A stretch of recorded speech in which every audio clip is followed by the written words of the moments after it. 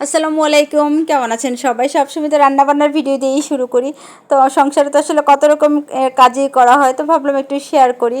তো আমি কিন্তু অনেক সকাল সকাল আমার ঘুম থেকে ওঠা হয়, তারপরে হচ্ছে আমার প্রতিদিন সকালে আগে ভাত রান্না করতে হয়, তারপরে রুটি পরোটা যে নাস্তা করা হয় ওগুলি করা হয়, কারণ ঈশানার বাবা যেহেতু দুপুরে লাঞ্চটা নিয়ে যায়, ওর খাবারটাও রেডি করে দিতে হয়।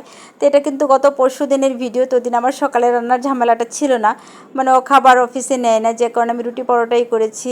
তো এগুলো নাস্তা টাস্তা যেহেতু করবো, ভাবলাম এই ফাঁকে আমি রুম টুমগুলো গুছিয়ে তারপর হচ্ছে ঝনসোনাকে নিয়ে স্কুলে যাব।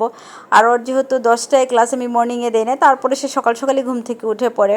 তো যেহেতু আমি ভাত টাত রান্না করি নাই, আমি অনেকটাই সময় পেয়েছি, তা না হলে অনেক সময় স্কুল থেকে এসে তারপর আমার রুম টুমগুলো সব গুছাতে হয়। কিন্তু ওই দিন আমার একটু মানে দেখা যায় হাতে যেহেতু একটু সময় ছিল, সব গুছিয়ে তারপর কিন্তু আমি আমার ঝনসোনাকে নিয়ে স্কুলে গিয়েছি, ওদেরকে নাস্তা খাইয়ে।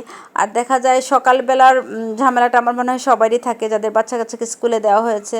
মেয়ের স্কুল থাকে, ছেলের স্কুল, মেয়ের বাবার অফিস, মানে সব মিলে আমার দুপুরের ঝামেলাটা কমই থাকে। কিন্তু যেদিন আমি সকালে রান্না করি না, সেদিন মনে হয় আমার দুপুরবেলা আমার কাছে ঝামেলা মনে হয়, যে সকালে রান্না করলে অনেকটা এগিয়ে যায়, দেখা অর্ধেক রান্নাও যদি হয়ে থাকে তো বাকি রান্নাটা দুপুরে করলেও হয়। এই তো আমি সব কাজ করে নিয়েছি। আর আমার মনে হয় আগে আমি অনেকটা গোছানো ছিলাম, কিন্তু এখন আমি আর গোছানো নাই। কেন নাই?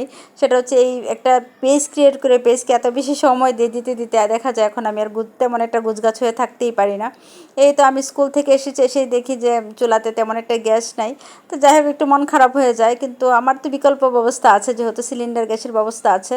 তো আমি নিচের চুলাতে রান্নাটা বসিয়ে দিলাম। তো আসলে তাড়াহুড়ো থাকলে তাড়াহুড়ো রান্না মানে তো চিকেন বা ডাল ভাজি এগুলি আসলে অনেক তাড়াতাড়ি হয়ে যায়।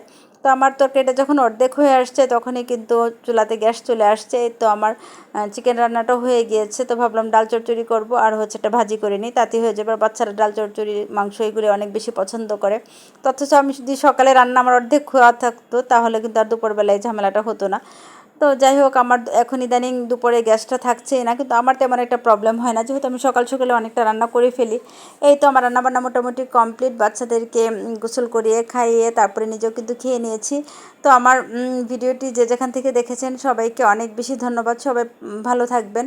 আর আমার ভিডিওটি যদি ভালো লেগে থাকে, আমার পেজটি ভিজিট করে যদি ভালো লেগে থাকে, তাহলে আমার পেজটাকে একটু ফলো দিবেন, একটা লাইক কমেন্ট শেয়ার অবশ্যই দিবেন। এই তো আমার ঝনসোনা খাওয়া দাওয়া করার পর কিন্তু এখন সে খেলাধুলা করছে, তারপর সে ঘুমিয়ে যাবে। সবাই আমার ঝনসোনার জন্য দোয়া করবেন, ভালো থাকবেন সবাই। আজকের ভিডিওটি এই পর্যন্তই। আল্লাহ হাফিজ সবাইকে।